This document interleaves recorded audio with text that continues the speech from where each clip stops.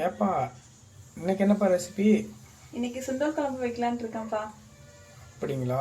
சரி, சட்டை போடுன்னு அது ஒரு ரெசிபி சொல்லி விடுங்க, டேஸ்ட் பார்த்தலாம். ஒரு வானிலை சூடு பண்ணி எண்ணெய் ஊற்றிக்கலாம். ரைட்டுங்க. அதில் ஒரு 2 கைப்பிடி அளவு சின்ன வெங்காயம் சேர்த்துக்கலாம். ஓகே. ஒரு 10 பல் பூண்டு சேர்த்துக்கலாம். ஒரு 4 மீடியம் சைஸ் தக்காளியை கட் பண்ணி வச்சுருக்கோம், அதை ஆட் பண்ணிக்கலாம். அதெல்லாம் நல்லா மிக்ஸ் பண்ணி விட்டுக்கலாம்.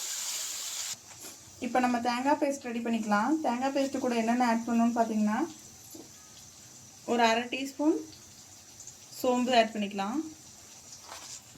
ஒரு சின்ன சைஸ் பட்டை ஆட் பண்ணிக்கலாம். 2 கிராம்பு சேர்த்துக்கலாம். தண்ணி ஊற்றாமல் மூடி அரைச்சி எடுத்துகிட்டு வந்துடும். இப்போ கொஞ்சம் ஓரளவுக்கு துரிதுரியாக அரைச்சதுக்கப்புறம் லைட்டாக தண்ணி ஊற்றி ஒரு அடி அடிச்சுக்கோங்க. இந்த பேஸ்ட்டை தக்காளி வெங்காயம் பேஸ்ட்லாம் தக்காளி வெங்காயம் வதக்கெல்லாம் ஆட் பண்ணிக்கலாம். அதெல்லாம் தக்காளி, வெங்காயம், தேங்காய், நம்ம அரைச்ச இன்க்ரீடியன்ஸ் எல்லாம் சேர்த்து நல்லா ஃப்ரை பண்ணி விட்டுக்கலாம். இப்போ ஒரு 1/4 டீஸ்பூன் டர்மரிக் ஆட் பண்ணிக்கலாம். உங்கள் காரத்துக்கு ஏற்றவாறு வரமிளகாய் தூள் 1 ஸ்பூன் ஆட் பண்ணிக்கிறேன். அரைச்சி வச்ச குழம்பு மிளகாய் தூள் 1 ஸ்பூன் ஆட் பண்ணிக்கலாம். இப்போ இதெல்லாம் ஒன்று சேர நல்லா வதக்கி விட்டுக்கலாம்.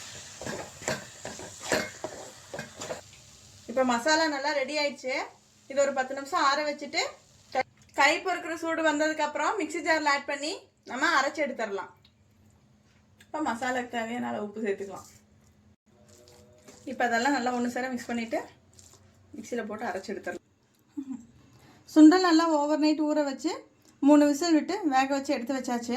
இப்போ மசாலா ரெடி பண்ணி அதில் ஆட் பண்ணிக்கலாம். இப்போ நம்ம ஒரு தாளிப்பு போட்டுக்கலாம்.